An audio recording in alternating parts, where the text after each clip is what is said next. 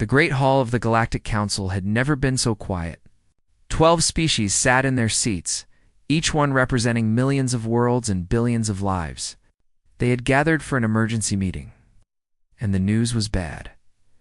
Ambassador Story of the Kelthari Dominion stood at the center of the room. His scales were dark green, and his eyes were old and tired. He had lived for 300 years and had seen many terrible things. But today his voice carried a weight that made everyone lean forward to listen. The Zarethi Collective has sent their invasion fleet toward Earth, he announced. 200 warships, 15 planet-killing vessels. They expect to conquer the humans within 40 days, a murmur passed through the chamber. The Zarethi were the most feared military power in the known galaxy. They had destroyed 17 civilizations. Their weapons could crack open planets like eggs.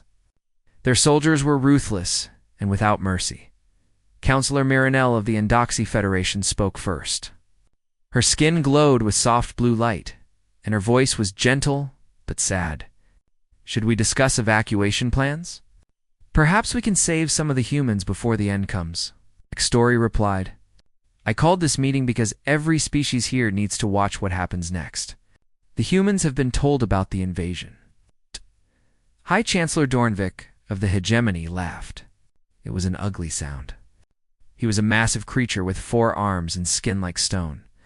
Watch what? A slaughter? The humans are children playing with toys. They discovered faster-than-light travel only 60 years ago. The Zarethi will crush them in hours. Story did not argue. He simply said, I have studied humanity for 40 years. I have read their history books. I have watched their wars. I know how they react when their home is in danger. He paused, and something in his voice made the room feel colder. The Zarethi have made a terrible mistake. While far away, near a small yellow sun, Commander Samuel Hayes stood on the bridge of his ship.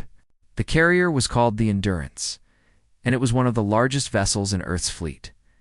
Samuel was 53 years old with gray hair and tired eyes. He had spent his whole life in the military, and he had seen things that still gave him nightmares, but nothing had prepared him for this moment. All stations are ready, sir, said Lieutenant Katie Morgan. She was young, only 28, with red hair and freckles. Her fingers moved quickly across her control panel. The defense grid around Earth is powered up.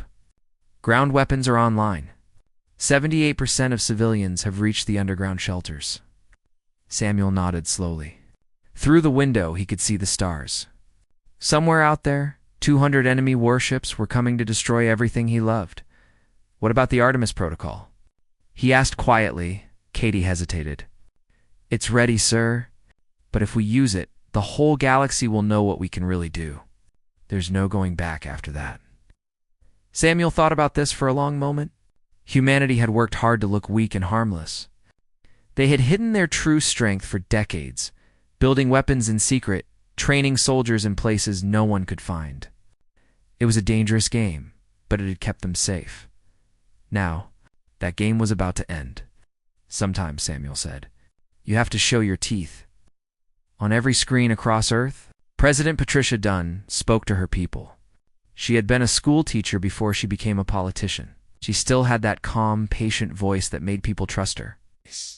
They think we are weak because we are young, she said. They think we will break because we have not been tested.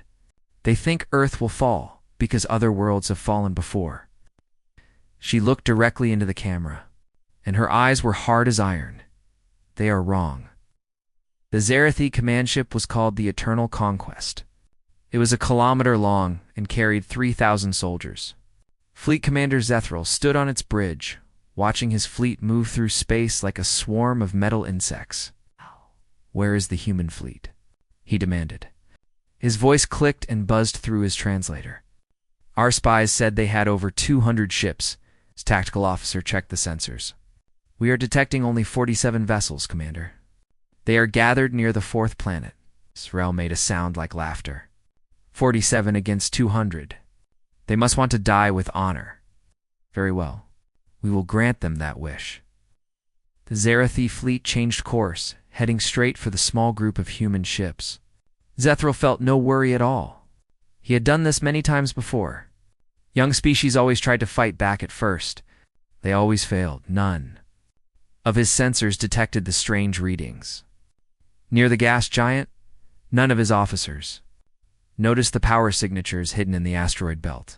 None of them understood that 47 ships was not the human fleet, it was the bait. Back in the council chamber, the delegates watched the live images from Earth's solar system. They saw the tiny human fleet, so small against the massive Zerathi armada. Many of them shook their heads in pity. "This is almost cruel to watch," Counselor Miranel said softly. "They know they cannot win. Why do they not surrender?" Ambassador Vextori said nothing. He just watched. The Zerathi fleet closed in on the human ships. Weapons powered up. Targeting systems locked on. Fleet Commander Zethril prepared to give the order to fire. Then something impossible happened. Every sensor on every Zerathi ship suddenly screamed a warning. Behind them, where moments ago there had been empty space, something appeared. Something huge. Something that should not exist. "What is that?" Zethril shouted. "Report." "What is happening?" His officers scrambled to understand what they were seeing. The readings made no sense. A ship that size could not be real. No species had ever built anything so large. It should not have been able to hide. It should not have been able to appear from nowhere. But there it was. The ship was called the Montana. It was the first of its kind, a Titan-class dreadnought built in secret under the frozen oceans of Europa. It was 3 kilometers long, covered with weapons that had no official names, because their existence had been denied to every alien who asked, and it was not alone. "Commander," the tactical officer whispered, his voice breaking with fear, "we are detecting more ships, many more. They are coming from the asteroid belt. From behind the moons? From everywhere?" Zethril stared at his display. 163 vessels had appeared around his fleet, heavy cruisers, destroyers, ships he could not even identify. They had been hiding, powered down, waiting like hunters in tall grass. The humans had not brought 47 ships to this fight. They had brought everything they had, and they had let the Zerathi walk right into the middle of it. In the council chamber, High Chancellor Dornvik made a choking sound. "This is impossible. Where did they get those ships?" "Our intelligence said nothing about this." Ambassador Vextori finally allowed himself a small smile. "Humanity showed the galaxy exactly what they wanted us to see. Nothing more. Nothing less." On the bridge of the Endurance, Commander Samuel Hayes watched the tactical display update. The Zerathi fleet was completely surrounded. "Open a channel to their command ship," he ordered. When Zethril's face appeared on screen, Samuel spoke calmly. "Fleet Commander, my name is Commander Samuel Hayes. You have entered our space with hostile intent. I am giving you one chance to retreat. You have 5 minutes. After that, we will consider your presence an act of war." Zethril's mandibles clicked angrily. "You dare threaten us? We are the Zerathi. We have conquered star systems." Samuel's expression did not change. For minutes 50 seconds. The countdown had begun. Fleet Commander Zethril stared at the human on his screen. The creature looked so calm, so ordinary. How could something so small and soft be threatening the mighty Zerathi collective? "Your fleet is impressive," Zethril admitted, "but you cannot match our firepower. Our siege vessels alone could destroy your entire planet. You should be begging for mercy, not making demands." Commander Samuel Hayes checked his watch. For minutes, 20 seconds. "And I should tell you something about those siege vessels. Each one currently has 3 of our heavy cruisers targeting it. Those ships carry weapons we have been saving for a special occasion. You are bluffing." Minutes 50 seconds. "I have never bluffed in my life. Ask the Corthoni raiders who attacked our mining colony at Vesta. Actually, you cannot ask them. There were no survivors." The channel went silent. On the Zerathi command ship, officers were shouting and running between stations. The sensor readings were impossible. The human weapons did not match anything in their databases. The power levels were far beyond what they had expected. For the first time in his long career, Zethril felt doubt creeping into his mind. What if the humans had been hiding more than just ships? What if they had been hiding what they could really do? He made his decision with 30 seconds left on the clock. It was the wrong decision. All ships, attack formation. He commanded. Target their flagship and destroy it. Once their command structure falls, the rest will surrender. The Zerathi fleet surged forward. 200 warships, their weapons charged and ready. The numbers still favored them. Even surrounded, they believed they could win through superior firepower. They covered half the distance before the Montana fired. The weapon had no official name. The engineers who built it called it the Hammer. It was a focused burst of gravitational energy, concentrated and aimed with perfect accuracy at a single target. The Zerathi flagship simply stopped existing. One moment it was there, a kilometer-long vessel full of weapons and soldiers. The next moment, there was a brief flash of light, and then nothing. No explosion, no debris. Nothing at all. Zethral and 3,000 of his crew were gone in an instant. In the council chamber, Counselor Miranel gasped. Her glowing skin flickered with shock. What kind of weapon was that? Ambassador HFY Story did not answer. He was watching the battle unfold with an expression that might have been fear or might have been respect.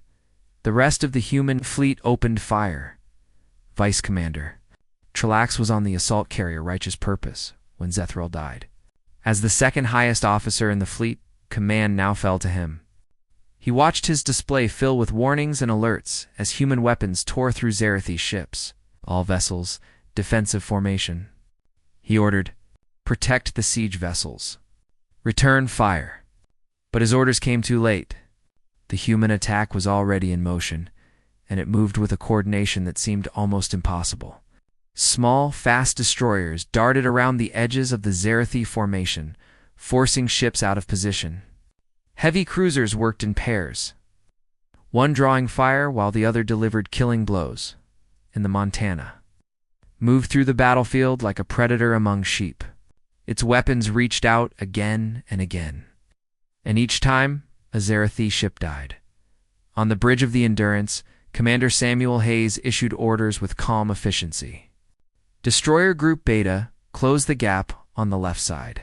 Cruiser Lincoln, you have 3 enemies on your port side. Fire at will. Montana, the siege vessels are trying to group together.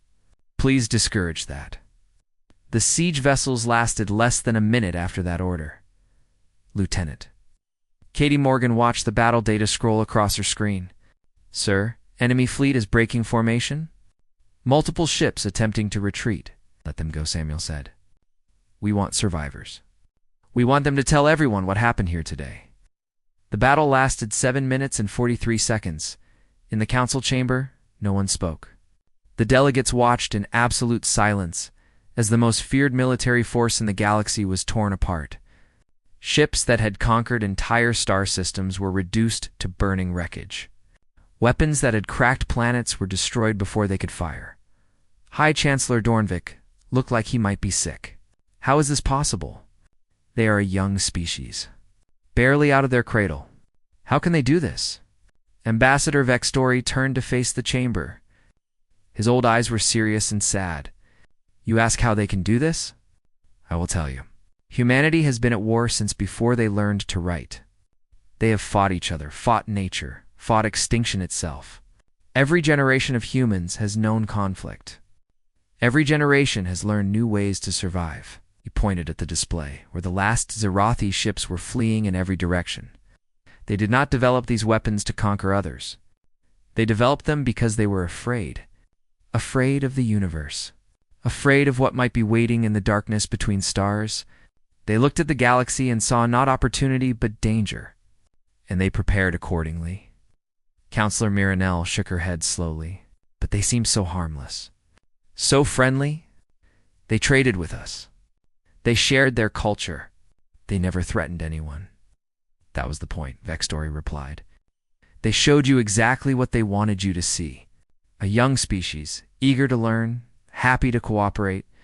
Meanwhile, in secret, they built an army that could challenge the greatest powers in the galaxy. But why? Dornvik demanded. Why hide such strength? Because they understood something that the Zerathi never learned. The greatest weapon is the one your enemy does not know about. The best defense is to appear harmless until the moment someone is foolish enough to attack. The battle was over.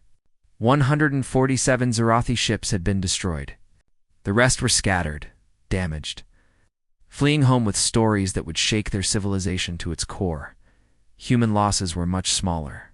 17 ships damaged for needed serious repairs. 214 crew members dead. Commander Samuel Hayes stood on his bridge and watched the last enemy vessel limp away into the darkness. He did not feel victory. He felt tired. "Get me a full casualty report," he said quietly, "and open a channel to Admiral Peterson." The Admiral's face appeared on screen. He was an old man, 61 years old, with white hair and a scar across his chin. He had fought in wars that never appeared in any history book. "Hell of a day, Sam," the Admiral said. "Sir." The Council was watching. Good, that was the plan.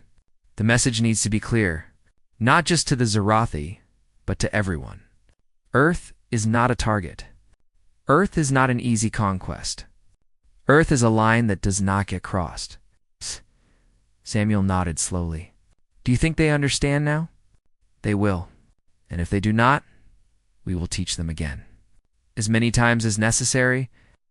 On screens across Earth, the news spread quickly. The invasion had been stopped. The enemy had been defeated. Humanity had won. But President Patricia Dunn knew that this was not the end. It was only the beginning of a new chapter in human history. A chapter where Earth was no longer a small, weak world hiding in the corner of the galaxy. Now everyone knew what humanity could do now. Everyone would be watching. She looked out her window at the night sky, at the stars that had once seemed so distant and unthreatening. "We showed them our teeth," she said softly. "Now we have to show them we can also be friends." The galaxy had changed forever in 7 minutes and 43 seconds, and nothing would ever be the same again. Vice Commander Trelax guided what remained of his fleet through the darkness of space. Out of 200 warships, only 53 had survived. Most of those were damaged, limping along with broken engines and dying systems. He had never known defeat before. No Zarathi commander in living memory had experienced anything like this. They were the conquerors, the destroyers of worlds. They did not lose, but they had lost.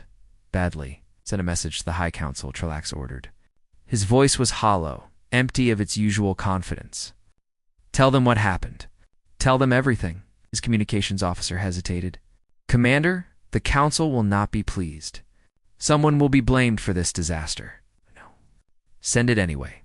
They need to understand what we are dealing with. The humans are not what we thought they were. They are something else entirely." The message traveled across the galaxy at faster-than-light speeds. Within hours, the leaders of the Zarathi Collective had watched the recordings of the battle. They saw their mighty fleet surrounded. They saw their flagship erased from existence. They saw their siege vessels destroyed like toys. They saw the humans win. The Collective had ruled through fear for thousands of years. Other species obeyed because they knew what happened to those who did not. Now, for the first time, someone had shown that the Zarathi could bleed, that they could be beaten. The political consequences would take years to fully develop. But one thing was immediately clear: there would be no second invasion of Earth. 3 days after the battle, a delegation from the Galactic Council arrived in Earth's solar system. Their ship was small and unarmed, broadcasting signals of peaceful intent.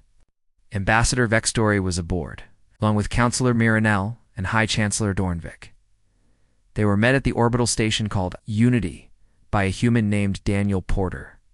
He was the Secretary of State, a tall man with kind eyes and a careful smile. He led them to a conference room with large windows that looked down at the blue and green planet below. "Thank you for coming," Daniel said, gesturing for them to sit. "I know this is unusual," Dornvik repeated. The word came out harsh through his translator. That is one way to describe it. In 2,000 years of Council history, no young species has done what yours did. The Zarathi were thought to be unbeatable. "They were not unbeatable," Daniel replied calmly. "They were untested. There is a difference." a difference that killed over 50,000 of their soldiers. Daniel's smile did not waver, but his eyes grew harder, a number that could have been avoided if they had simply not invaded our home. We did not start this fight. We ended it. Counselor Miranelle leaned forward. Her glowing eyes were bright with curiosity. How did you develop such weapons without anyone knowing? Our spies are everywhere. Your technology should have taken centuries more to reach this level. Daniel was quiet for a moment. Then he stood and walked to the window, looking down at Earth. Do you see that world? 8 billion people live there. 8 billion individuals with their own hopes and dreams and fears.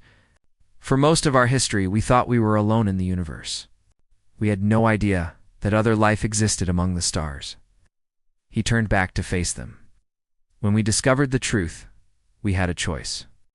We could show our full strength and hope it would scare away attackers. Or we could appear weak and harmless, giving ourselves time to grow even stronger in secret. A lie, Dornvik growled. A strategy, Daniel corrected. Every species in your council has done something similar at some point. We were simply better at it than you expected. Ambassador HFY Story made a sound of agreement. He speaks the truth, Chancellor. My own people used the same tactics long ago. We pretended to be weak until we were strong enough to reveal our power. The humans just did it on a larger scale. And more convincingly, Miranelle added thoughtfully, they fooled even our best analysts. Impressive. Daniel returned to his seat. We did not hide because we wanted to trick anyone. We hid because we had to. Humanity is young. We needed time to catch up with older species. Now, thanks to the Zarathi, everyone knows what we can do. Now everyone knows you are dangerous, Dornvik said. Yes, we are dangerous. But we are also willing to be peaceful. We want to trade, to cooperate, to be good partners in galactic affairs. We do not want to conquer anyone. We just want to be left alone to live our lives. He paused and his voice became serious. But we will not be threatened. We will not be attacked. We will not be treated like prey. The Zarathi learned that lesson the hard way. I hope no one else needs to learn it. The meeting continued for several hours. By the end, the basic shape of a new relationship between Earth and the Council had been formed. It was not friendship exactly, but it was not hostility either. It was something in between. A careful arrangement built on mutual respect and a healthy dose of fear. When the delegation left, Ambassador HFY Story remained behind for a private conversation with Daniel. You have handled this well, the old Kelthari said.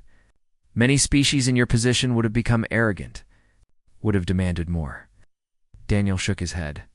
We do not want to rule the galaxy. We just want our place in it. A safe place where our children can grow up without fear of invasion. And if someone else threatens that place? Daniel's expression did not change, but something cold moved behind his eyes. Then we will do what we did to the Zarathi. Again and again, until the message is clear. HFY Story studied the human for a long moment. You know, my people have a saying. The most dangerous creature is not the one with the biggest claws. It is the one that hides its claws until they are needed. We have a similar saying on Earth.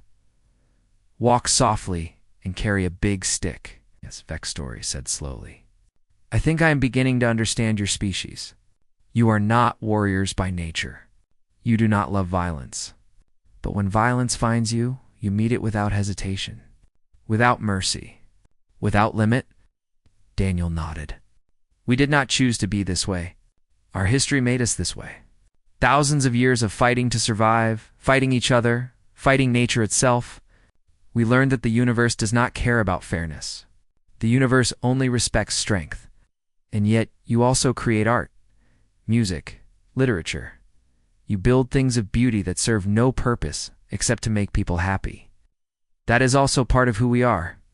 We fight because we must. We create because we choose to. Both things are true. HFY Story was silent for a long moment. Then he did something unusual for his species. He extended his hand, mimicking the human gesture of friendship. I think, he said carefully, that the galaxy will benefit from your presence. You are strange creatures, humans. Violent and gentle. Dangerous and kind. I do not fully understand you. but I believe you will make things interesting." Daniel took his hand and shook it firmly. "We try our best." On Earth, life slowly returned to normal. The celebrations had been brief, overshadowed by the knowledge that 214 people had died in the battle. Memorial services were held across the planet. Names were carved into stone monuments. Families mourned. Commander Samuel Hayes attended 11 funerals in 1 week. Each one hurt. Each one reminded him of the price of victory.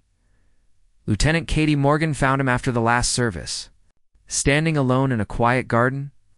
"The Council has officially invited Earth to join as a full member," she told him. The vote was unanimous. Samuel nodded but did not speak. "Sir, you saved billions of lives. You should be proud." He finally looked at her. His eyes were red from lack of sleep. "I am proud of my crew, proud of every person who fought that day. But I cannot forget the ones we lost. They trusted me to bring them home. You brought most of them home. Most is not enough. It never is." He sighed heavily. "But we keep going. That is what humans do. We mourn our dead, and then we keep going." Katie stood beside him in silence, watching the sun set over the mountains. Tomorrow would bring new challenges, new dangers, new choices. But today, Earth was safe, and that had to be enough. 6 months had passed since the Battle of Sol. The galaxy had changed in ways no one could have predicted. The Zerathi Collective was in chaos. Their High Council had fallen apart as different factions blamed each other for the disaster. The species they had conquered were watching carefully, wondering if maybe the Zerathi were not as invincible as everyone had believed. For the first time in centuries, the collective was looking inward instead of outward. There was talk of civil war, talk of revolution, talk of change, and at the center of it all was a simple question. If the humans could defeat us, what else might they be capable of? Ambassador Linda Garcia stood before the full Galactic Council. She was 45 years old, with dark hair turning gray at the temples and a voice that carried quiet authority. She had been a diplomat for 20 years, but nothing in her career had prepared her for this moment. "Earth formally requests elevation to full council membership," she announced. "We have met all the requirements. Our military strength has been demonstrated. Our technology has been verified. Our intentions have been made clear." High Chancellor Dornvik shifted in his seat. He still did not like humans. He did not trust them. But he was also smart enough to know that opposing them now would be foolish. "Your request will be considered," he said formally. "Does any delegate wish to speak against it?" The chamber was silent. No one raised a hand or made a sound. "Then the vote will proceed." It was unanimous. Every species voted in favor of Earth's membership. Some did it out of respect. Some did it out of fear. Some did it because they wanted to be on the winning side. The reason did not matter. What mattered was the result. Humanity had joined the great powers of the galaxy. Afterward, Ambassador Story found Linda in the corridor outside the chamber. "Congratulations," he said. "You have achieved in 6 months what most species take centuries to accomplish." Linda smiled politely. "We had good motivation. Nothing like an invasion to speed things up." "Indeed. But I should warn you. There are those who fear what humanity might become. A species that hides its true strength, that presents one face while concealing another. It makes people nervous. Let them be nervous. A little uncertainty keeps everyone honest." Vex Story made a sound that might have been laughter. "You are a practical people. I respect that." "We are survivors," Linda replied. "That is what we have always been. Whatever it takes to survive, we do it. Whatever it takes to protect our home, we do it. That will never change. Even if it means becoming the very thing you fear." Linda was quiet for a moment. Then she shook her head slowly. "We do not want to become conquerors. We do not want to rule others through fear. But we will also not allow ourselves to be victims. If that makes us dangerous, then so be it. We would rather be dangerous and alive than harmless and dead." On the orbital station Unity, a new training academy was being built. Young officers from 12 different species would learn to work together, to understand each other, to build something better than the old ways of distrust and competition. Commander Samuel Hayes had been appointed as one of the instructors. He stood before his first class, looking at faces that were not all human. There were Kelthari, with their green scales, Undoxi, with their glowing skin, even Tazarathi, carefully selected for their willingness to learn. "Welcome to Unified Command Training," Samuel said. "Over the next year, you will learn tactics, strategy, and communication across species boundaries. But before any of that, I want you to understand something important." He activated a display showing the Battle of Sol. "This battle is studied as a human victory," and it was. But it was also a tragedy. Over 50,000 Zarathi died that day. 214 humans. All because leaders made choices that led to violence. He looked around the room, meeting the eyes of each student. "Your job, when you leave here, will be to make better choices. To find solutions before battles become necessary. To understand your potential enemies well enough that you might make them friends instead." A young Kelthari raised her hand. "But what about when that fails? What about enemies who will not negotiate?" Samuel nodded. "Then you fight. You fight with everything you have, because if you must fight, you fight to win. But you never stop looking for another way. You never stop hoping your enemy will choose peace." He paused, thinking of friends he had lost. "That is what we are fighting for. Not territory. Not power. We are fighting for a future where fighting is no longer necessary. Every step toward that future honors those who died." On Earth, life continued. Factories produced goods. Schools taught children. Families gathered for meals and celebrations.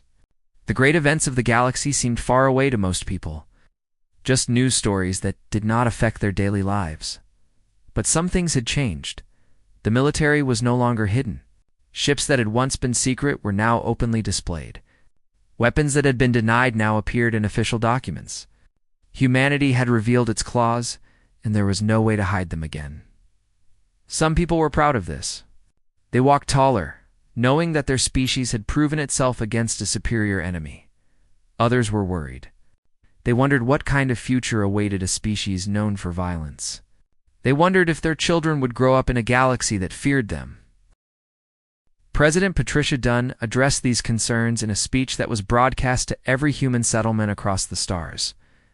"We have shown the galaxy what we can do when threatened," she said. "Now we must show them what we can do when at peace. We must build. We must create.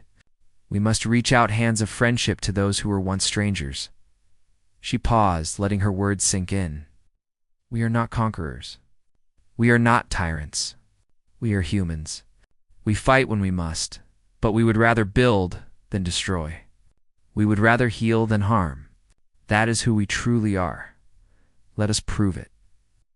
In the months that followed, Earth launched a series of initiatives designed to demonstrate peaceful intentions. Medical ships traveled to poor worlds, offering treatment for diseases that had plagued populations for generations. Engineers shared technology that could produce clean water and abundant food.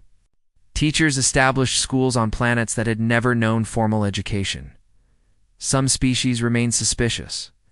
They wondered if this generosity was just another trick, another mask hiding darker intentions. But others accepted the help gladly. They saw humans not as monsters, but as partners. Ambassador Linda Garcia met regularly with representatives from across the galaxy. She negotiated trade agreements, resolved disputes, built relationships that would have been impossible just a year ago. "You are changing faster than any species I have ever observed," Ambassador Story told her during one meeting.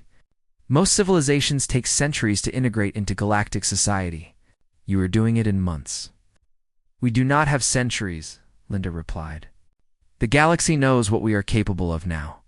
We need to show them what we are capable of when we are not fighting. We need to prove that strength and kindness can exist together. Can they?" Linda smiled. "I believe so. I have to believe so. Otherwise, what was the point of all those deaths? What was the point of all that sacrifice?" Story considered this for a long moment. Then he nodded slowly. Perhaps you are right. Perhaps humanity represents something new.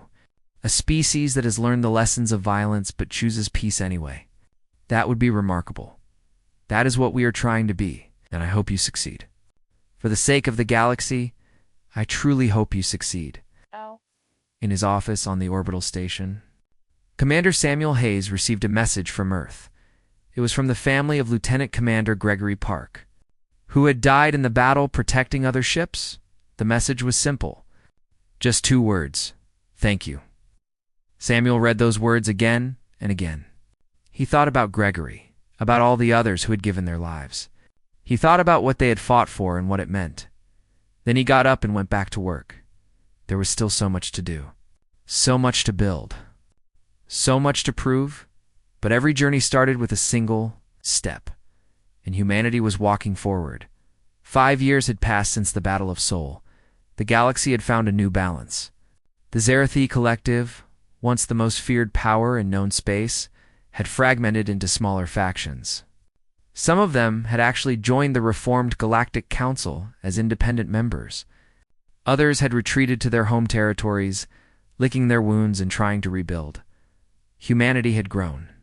Their population had expanded to new worlds, new stations, new outposts among the stars. Everywhere they went, they brought their strange mixture of violence and kindness, building and destroying, fighting and healing. Some species loved them. Some species hated them. No one ignored them. Commander Samuel Hayes had retired from active duty. He was 60 years old now, with more gray in his hair and deeper lines around his eyes. He lived in a small house on the coast of what used to be called California, where he could watch the ocean and remember quieter times. But the galaxy did not leave him alone entirely. A shuttle landed on his beach one morning, carrying Ambassador Vextori. The old Caltheri walked slowly across the sand, his joints stiff with age. He was nearly 400 years old now, ancient even by his species standards. "I hope I am not disturbing you," Vextori said. Samuel smiled and gestured to a chair on his porch. "You traveled a long way. The least I can do is offer you a seat." They sat together, watching the waves roll in. For a long time, neither of them spoke. Finally, Vextori broke the silence. "I am dying. My doctors give me perhaps another year. I wanted to see Earth one more time before the end. I'm sorry to hear that. Do not be. I have lived a long life. I have seen remarkable things, including the rise of your species from obscurity to prominence." Vextori made a sound like a sigh. "When I first learned about humans, I thought you were just another young species. Interesting, but ultimately forgettable. I was wrong. We surprised everyone, including ourselves. Yes, and you continue to surprise." Vextori turned to look at Samuel directly. "I have watched your people carefully these past 5 years. I have seen the medical ships and the schools. I have seen the trade agreements and the diplomatic missions. But I have also seen the military exercises, the new weapons, the expanding fleet." Samuel nodded slowly. "We learned a lesson during the battle. Being peaceful is not enough. You have to be strong enough that no one wants to test your peace. A human philosophy, practical one. We do not seek war, but we prepare for it. Always." Vextori was quiet for a moment. Then he asked, "DUTH? Inc. There will be more wars? More battles like Sol? I hope not. But I think there probably will be. The galaxy is a big place. There are species out there we have not met yet. Threats we cannot imagine. Sooner or later, someone else will decide that humanity looks like an easy target. And when that happens..." Samuel's expression grew hard. "When that happens, we will do what we did before. We will fight. We will win. And we will hope that our enemies learn the lesson faster than the Zarathi did." Far across the galaxy, on a world that humans had never visited, a council of elders gathered in a dark chamber. They were a species without a name that translated into human languages. Ancient beings who had watched the rise and fall of civilizations for longer than most records existed. They were discussing humanity. "They are dangerous," one elder said. "Their growth is too fast. Their weapons are too powerful. If we do not act soon, they will become uncontrollable. Another elder disagreed. They have shown no signs of aggression. They offer help to those in need. They seek peace. The Zarathi also offered peace once. Before they became conquerors, humans are not Zarathi. Hey, how can you be certain? How can any of us be certain? The debate continued for hours. In the end, no decision was reached. The elders agreed only to continue watching, to gather more information, to wait and see what humanity would become. But seeds of fear had been planted, and fear had a way of growing. On the orbital station Unity, the training academy had expanded into a full university. Students from across the galaxy came to learn from human instructors and to share their own knowledge in return. Lieutenant Katie Morgan, now Captain Katie Morgan, served as the head of tactical studies. She was 43 years old, still sharp and quick, with a reputation for demanding excellence from her students. One afternoon, a young human cadet approached her with a question. Captain, I have been studying the Battle of Seoul. Something does not make sense to me. Katie raised an eyebrow. What is that? We had overwhelming force. We had surprise. We could have destroyed the entire Zarathi fleet. Why did we let any of them escape? Katie was quiet for a long moment. Then she sat down and gestured for the cadet to do the same. Out. What is your name? Cadet Marcus Chen, ma'am. Marcus, let me ask you a question. What is the purpose of a military? The cadet thought carefully. To protect our people? To defend our territory? Good. And how do we best protect our people? By killing every enemy we encounter? Or by making sure our enemies know that attacking us is not worth the cost? Marcus frowned. I am not sure I understand. We let those ships escape because we wanted them to tell the story. We wanted the Zarathi and everyone else to know what happens when you threaten Earth. Fear is a weapon, Marcus. Sometimes it is the most powerful weapon of all. Using fear like that? Katie smiled sadly. War is cruel. Every part of it is cruel. The best we can do is end it as quickly as possible and make sure it does not happen again. Those survivors carried a message back to their people. A message that has kept the peace for 5 years. How many lives has that saved? Marcus thought about this. More than the battle itself, probably. Exactly. That is what military strategy really means. Not just winning battles, but winning the peace that comes after. On Earth, President Patricia Dunn had completed her term and retired to a quiet life of teaching and writing. Her memoirs had become required reading at universities across the planet. A first-hand account of the most important moment in human history, but she still gave interviews occasionally. One reporter asked her the question that everyone wanted to know. Looking back, do you have any regrets about how things turned out? Patricia was quiet for a long time. Her eyes grew distant, remembering. Every day I think about the people who died in that battle. Every day I wonder if there was something I could have done differently. Some word I could have said, some signal I could have sent, that might have prevented the invasion entirely. She paused.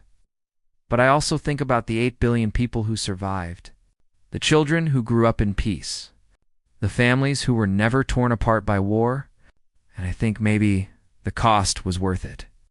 Maybe the sacrifice of those brave men and women bought something precious. A future. And what kind of future do you see for humanity? Patricia smiled. It was a tired smile, but there was hope in it.